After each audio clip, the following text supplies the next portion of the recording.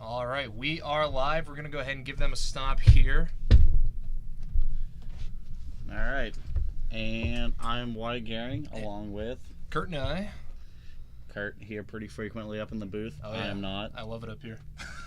It's like a second home. Yeah, right? This first match is going to be an interesting one. Oh, yeah. We Got Paul Mills on Esper, Goryo's Vengeance, which is a spicy new deck that popped up pretty recently. Only about like a month ago it started showing up. And then the first time it really got camera spotlight, though, was at GP Las Vegas. Yeah, which was sweet. And we got an Arbor Elves that gets pushed right away. Josh Ankeny on red-green Ponza. Now, I've been known to play Ponza myself around here, so I was actually sitting down with Josh a little bit before and helping him with his deck a little bit. And I also got to play Paul's deck casually earlier. I wasn't using Ponza though, so I don't know how this matchup is going to go. But Esper Goryo's Vengeance is super sweet. I think that deck is awesome.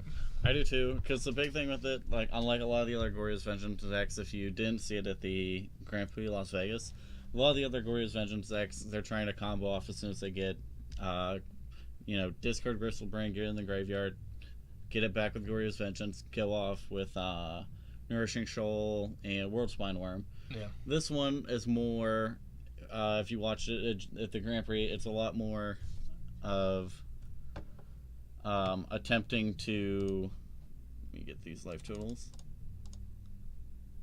So we got 17 and 18, yep. And more what it does is tries to get Gristlebrand out early, and then draw your 7 cards and set up your entire hand for the rest of the game to play a longer, grindier game, and then just outvalue with using Jace. Yep, there you go. It's got a Collected Brutality with Escalate. So probably going to be looking at the hand and draining for 2 life. Yep. He did that to me a bunch. I mean, that is the only option he has. Oh, man. All the meat and potatoes in Josh's hand right now.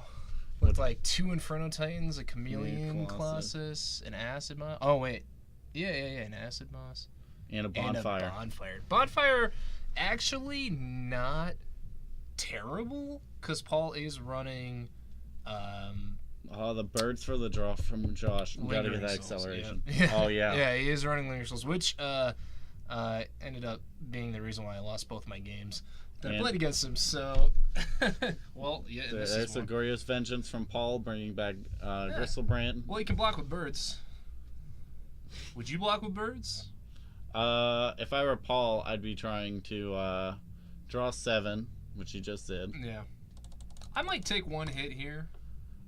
Or Paul just finds a kill spell, kill the birds, get in. Yeah, that would be unideal. Let's take a look at go to the match timer and hit refresh, because it looks like it hasn't refreshed on here. Sometimes you gotta. It's right down there. There you go. Oh no. Oh, maybe the one next to it. The loading thing. Yeah. There we go. We did it. We figured it out. We gave him a little bit of extra time because we goofed. But I don't think with these 2 decks, this should not take the full time at all. This should not be going to turns. Yeah, Ponza wants to ideally get like an Inferno Titan down on turn 3. Yep. And Goryo's Vengeance wants to get a Gristlebrand out on turn 2. So those are pretty quick decks. Looks like he's at 7. Yep. Yep. So what we missed while we were too busy fumbling with the time was the exactly what I thought would happen was Doug found himself a Fatal Push, yep. And then you played a land, Fatal Push the birds, get in there for 7. Blood Moon, not bad here. No. Cuts Paul off of doing anything. So that's why Blood Moon is going to be one of my favorite cards until the end of time. Until it's a basic island. Island doesn't get him there. They can Goryo's Vengeance with an island. Cannot. But we Serum have Visions. Yeah. All right. So I don't know how many basics Paul has, but he did. I know he's got at least 1 of each. I didn't see him get any more than that when we were playing, so I'm not sure. It's possible he might. It's possible he's got at least like 2 swamps, because those are the most important, Probably. I mean, I was about to pull up. I can probably pull up the list. I can't imagine Paul's being too much different from the GP Vegas list. Yeah, we talked about that. It's almost identical, except he's lacking the full 4 Lilianas, and he didn't feel like paying for one, he told me. So he made a spicy addition that he actually pulled on me, and actually worked out pretty well, as he's got a 1 of Gifts Ungiven in there. That seems fine to me. Yeah. I mean... Yeah, so I was like, oh, great. Well, now, like, cards that I don't want you to have are either going to your hand, where you can use them, or your graveyard, where you can still use them, so... Alright, still stuck on 4 mountains and an island, though, so... And he's going to there goes the stone island. the island. Oh, man.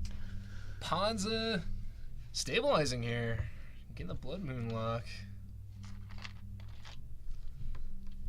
Still don't know what Utopia Sprawl's on. I'm going to assume he named red, but it actually would be better for him right now if it were on green, so we don't know yet, but... Sunraid's 1 red and 2 colorless. Mm-hmm. Yeah. Alright, we have Paul bringing in the Ambush Viper. Hey, it's a clock. And if Josh can't find anything before long... Right. It's a 4-turn clock right now. I imagine... 2 more turn, because he won't be able to fetch. Well, it's a mountain anyways, so... Yep, you're right. Yeah. So 4-turn clock, he'd have to like get really poor draws to not find an answer for that. Oh, he's got the Infernal. Titan, He's got the Bonfire and Infernal Titan. Is that a Scoos? That is a Scavenging Ooze. That's a Scoos. That's the promo Scoos. Yep. That one's sweet. It's the same one I have. I think it's the same one most people use. It's actually pretty good against Paul here too, because he's never going to be able to reanimate anything now. Right. And also, I honestly, despite life hills, it's looking like a real uphill battle now for Paul. For Paul, yeah. I mean, he's got to rely on naturally drawing a basic, which he does. I imagine does not have very many of. The tip, I was looking at the list that they would run 2 basic swamps, and he's one island, 2 swamps. Yeah. So it's not well, he has a plains in there too, so he might be on. He might be 1/1/1, or he might just have an extra basic in there. So either way, it's not looking. It's not. And now Josh can just hit whatever he targets with a Goryos if he ever manages to cast one with a Scoos, and he can climb his life total out of the hole. I think he realized he just has to pass the turn. Yeah. I mean, he's got enough life that he doesn't have to scoop just yet. And I wouldn't. Yeah. I would play it out and make my opponent see what he has. I'm not a fan of scooping. Anybody who watched my round on camera at the SCG Open in Baltimore will know that I'm not a fan of scooping. I did not see that. Oh yeah, we played it out for a while. I knew I was dead about 6 turns before I actually scooped. I was like, we'll play it out a little bit, get some camera time. It was round 2? Yeah, played Emma Handy, and she used Lantern Control, and it was not fun. It was fun. I had fun. It was very frustrating. There's a Bonfire. There's Bonfire finally on Snapcaster. Bonfire for 1, 2, 3, 4. It's having 4 mana. That's odd. He only would need to tap 3 to do an X1. We'll see what he puts his life total to. Then we'll know. Looks like 1. Yeah, there you go. 1. Then gets in with a 3/3 Scoos. That's gonna bring him to 13. Okay. Now things look pretty dire for Paul. Yeah, I actually, whenever he first started looking through his deck, and I saw the Blood Moon, I was like, I feel like Blood Moon will probably be real good here, but I don't know how good. Yeah. And Paul's having to just discard to hand size now too. I mean, it's not the worst thing. He could just discard something, but it's really hard to play Esper if you got nothing but basic mountains. Yeah, and that's an Inferno Titan. This is probably gonna wrap the game up. Yep. Yeah, I think the nuttiest of nut draws Red Green Ponza can pull off is like a turn 2 Chandra into a turn 3 Inferno Titan. And I don't know.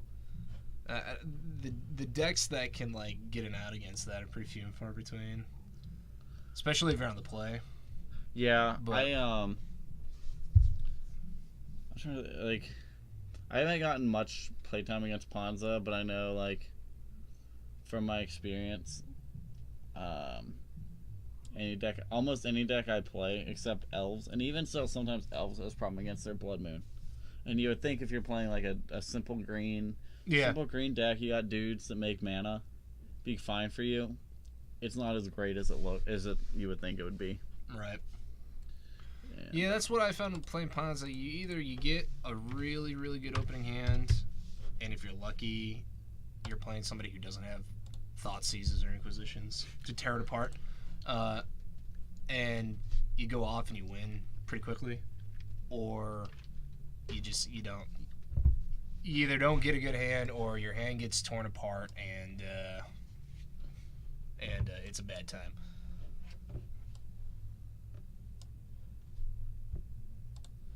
There we go. Bring the chat up here. Oh, this is gonna be loud, I bet. I'm trying to think. I know at some point tonight, were there any other decks out there that you were, looking to get on the camera? I didn't see a whole bunch. I know that some people, I don't want to give away anybody's deck tech, but there's a few people that have brought decks that are new for them to play tonight. They're nothing. Yeah, they're not like spikes. They're not any like crazy thing. I guess Ponza's probably these two decks are probably the closest thing to spikes. I think no. Me and Kazu just went down to the food court, and he's like, "You're gonna want to put me on the camera tonight." Oh, I got a really sweet deck. Is he shaking things up a little? I think so. Oh, that'll be exciting. All right, well, we'll probably get Kazu on at some point then. The only thing I can say, and I think it's fair to say, is before F&M started, he was looking for Foul Emissaries. I don't even know what that does. You're gonna have to refresh my memory. 3-mana common, maybe uncommon, from Eldritch Moon that says when Foul Emissary enters the battlefield, look at the top 4 cards of your library. You may put a card from among them into your hand. Or reveal a creature card and put it in your hand. Or maybe all creatures. Interesting. Is it an Eldrazi? It is a human. It's a human? Cleric. I could be wrong on that. I'll actually just pull it up right now on my phone. Alright. Where do you get that? Foul Emissary. When Foul Emissary enters the battlefield, look at the top 4 cards of your library. You may reveal a creature card from among them, put it into your hand, put the rest on the bottom in any order. So it's an ETB Duskwatch Recruiter, and look at the top 4. Yeah. And then when you sacrifice it, when he dies. No, when you sacrifice Foul Emissary while casting a spell with a merge, put a 3/2 colorless Eldrazi horror creature token onto the battlefield. Oh man, I think I've seen maybe on like MTG Goldfish where he plays a bunch of wonky decks. I think I've probably seen. I think Kazu mentioned about doing like. I think he brewed most of this entire thing. Really, was what he was talking about. I've seen a deck that I think might. I mean, I don't know because I haven't seen Kazu's deck, but I think it might be trying to do similar things with certain cards. But oh man, we'll have to wait and see. All right, Paul's on the play here. He's gonna play Flooded Strand and pass. And a Windswept Heath. He's gonna crack that. Go to 19. Probably gonna get a Forest. Turn 1 Arbor Elf. That would be Birds. You think it's birds? I'm calling birds. I call Elf. We'll see. Watch him pass. I could be a Sprawl too. Elf is the best turn 1 you can have. It's a Sprawl. It's a Sprawl. Sprawl's not bad. No. Most people don't have removal for it. So I was gonna say I think Sprawl. Ramp. If you between Elf is the best one followed by a Sprawl, but I think between if you want Sprawl or Bird, you want the Sprawl. It's harder to deal with than a Bird. Yeah, especially when you know they're running Fatal Pushes, you do have to kind of be aware of that and see if you can play around it all. Sometimes you just gotta force them to have it, but. What do you think about Paul here choosing to get a non-basic on turn 1? I don't like it. He knows that there's Blood Moon in there, so. Oh, Fragmentize on the Utopia Sprawl. He just put those in. So let me tell you a funny anecdote.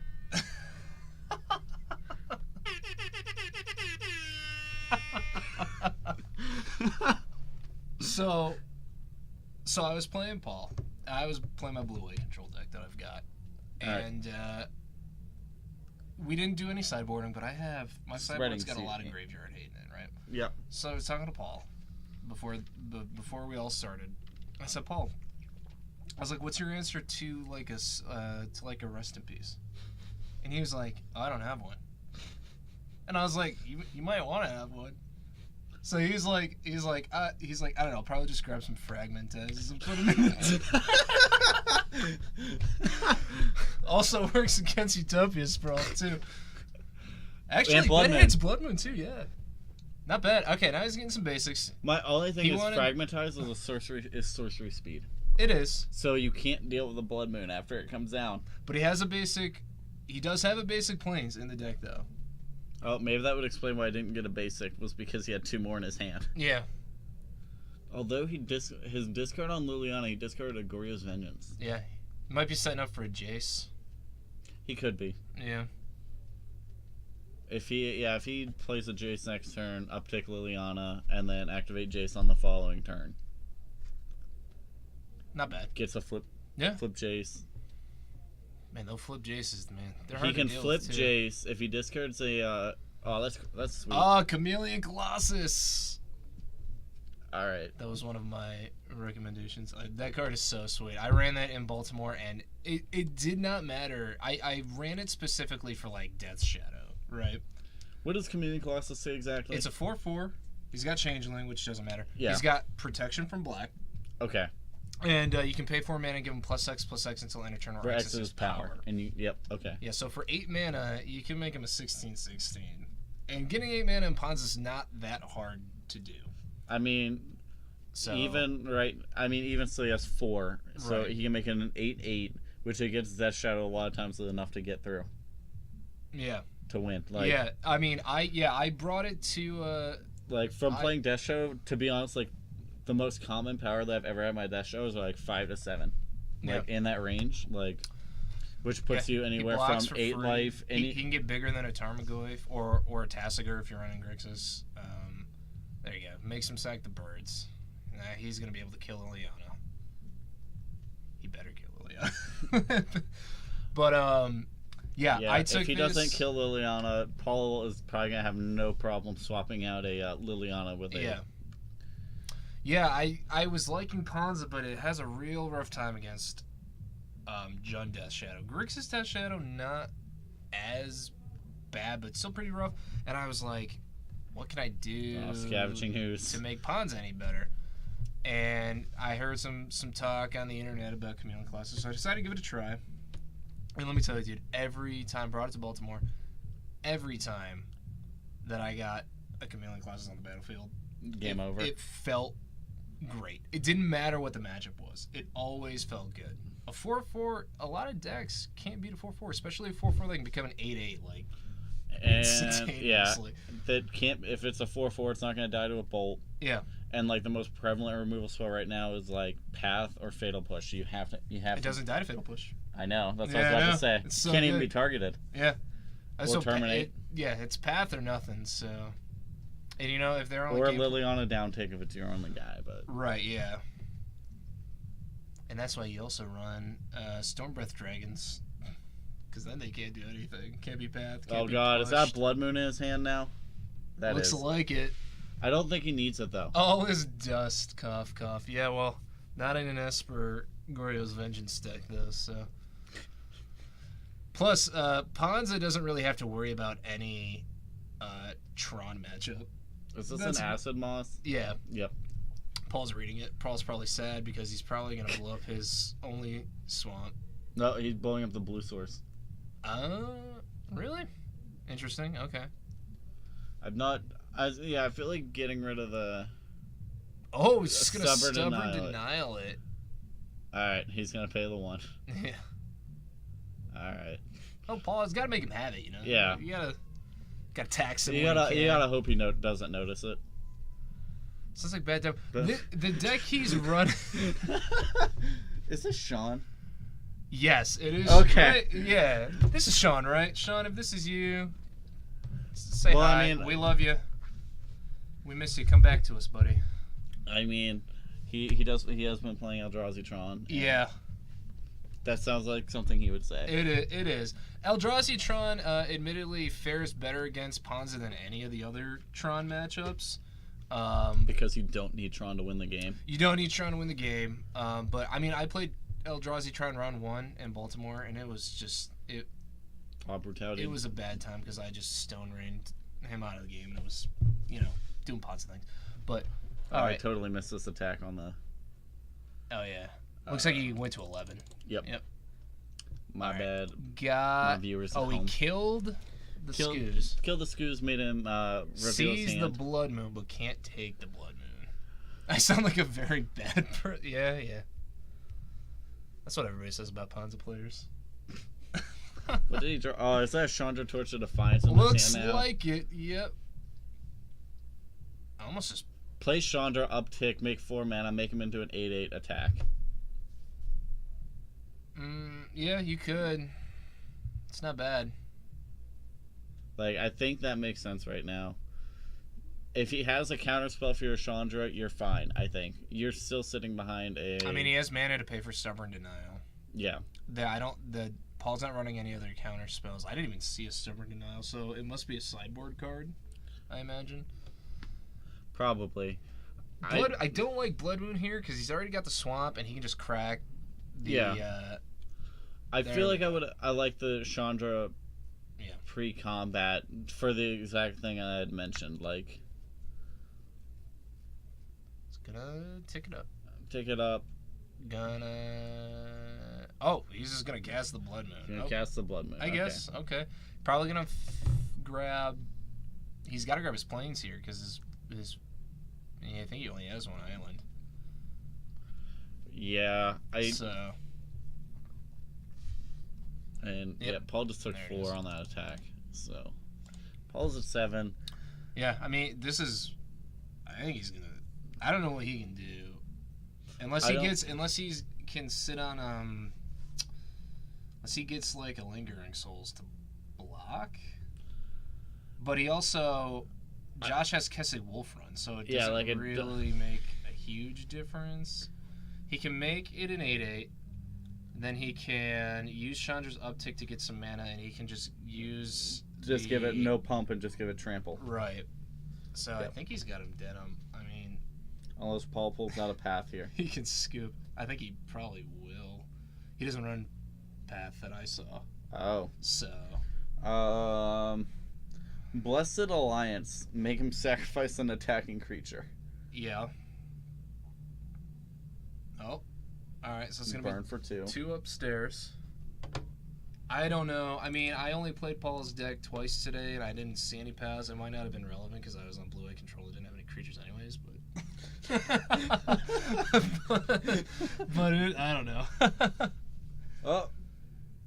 Goryo. Vengeance. What does he got to get back? Is it a Jace? It's a Jace.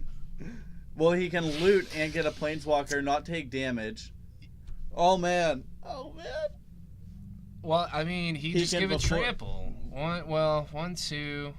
Well, yeah, he's still dead, but 2, 3. It's still cool. Yeah, because he can use. Nah, he's not quite dead. He could be a 1. No, he can be dead here.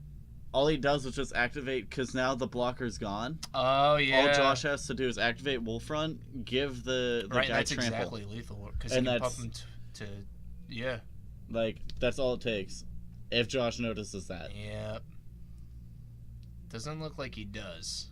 Because he would have done it. I think the time has passed. Yep.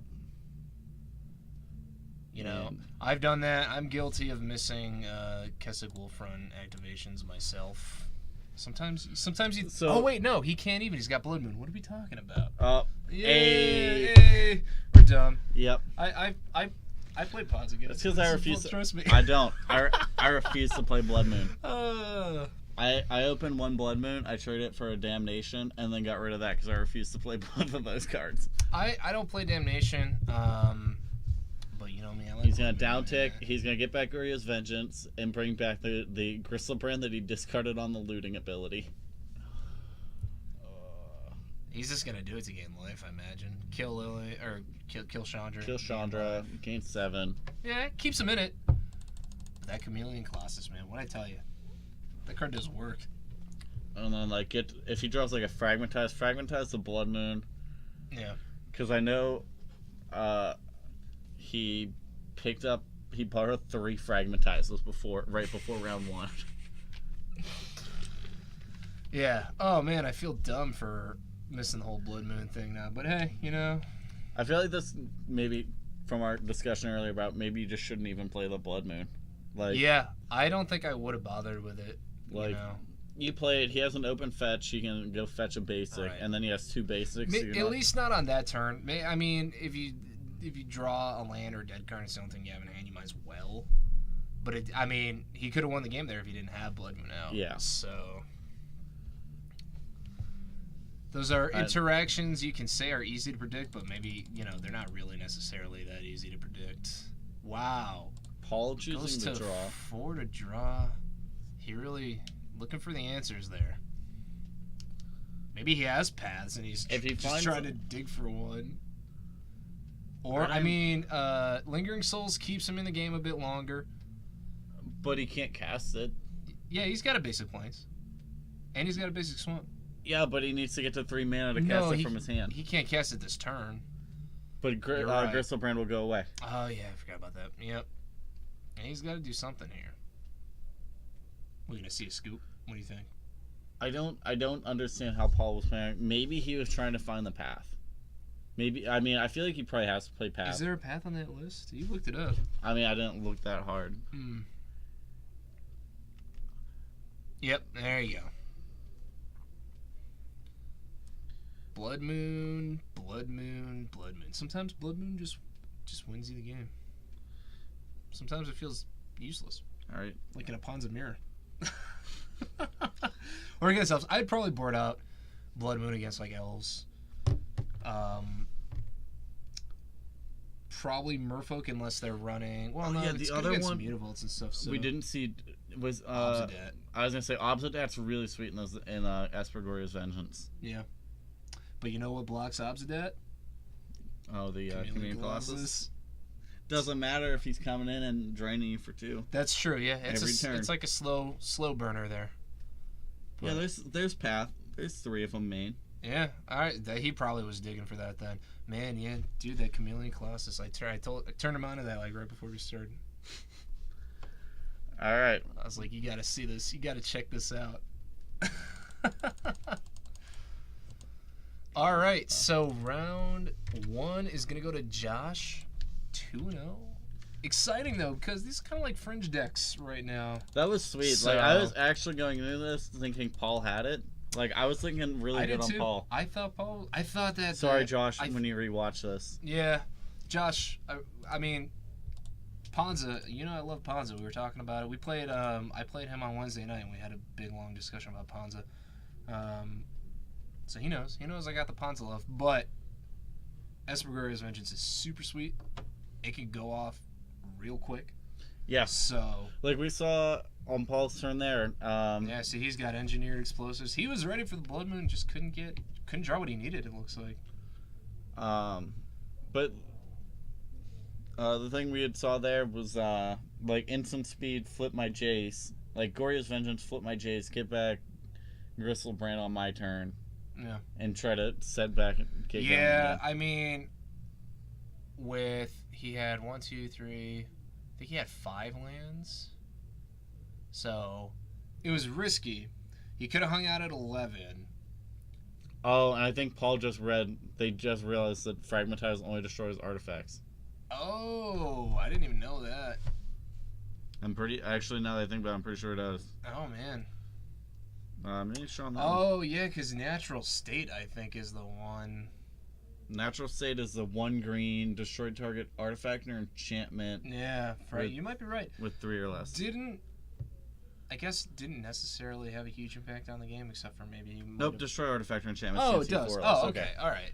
Yeah, I didn't think Paul would miss something like that, but the difference between that and Natural State is that Natural State is instant. Yeah, and it only hits 3 or less too. Yep. Yeah. All right, guys, we're gonna head down though. Take a short break. Maybe get another guy up on camera, another round on camera. Yeah, they probably. We'll see how everyone's We'll see how going. it goes. Didn't have a huge. LOL. What are you smoking? It's a disenchant. Yeah. I'm sorry. I was actually thinking about the new green instant from. Aether Revolt? No, it Or has from- cycling. It has cycling and only destroys artifacts. Oh, From yeah, Marquette. yeah. I don't remember. That's what I know was what thinking you're talking about. All right, guys. Well, I'm Kurt. With me here I'm is Wyatt. And for everybody on Twitch and Facebook watching us, we are Four Horsemen Comics and Games here with Friday Night Magic Modern. We're going to see if we can find another match if there's one still going on, to wrap up the rest of round 1 here. If not, we will see you back at round 2, so stick with us. And don't forget, tomorrow, if you haven't heard, we have a rather interesting event tomorrow night. Oh, yeah, I forgot. Which is we're running a no ban list modern. We'll have a little thing up here in a sec. $5 entry fee, starting at 6 p.m. Proxies are allowed too, so you don't have to go out and blow all your money on Jace the Mind Sculptors and things like Or that. Hypergenesis. Yeah. All right, guys, we'll be back. Or Treasure Cruise.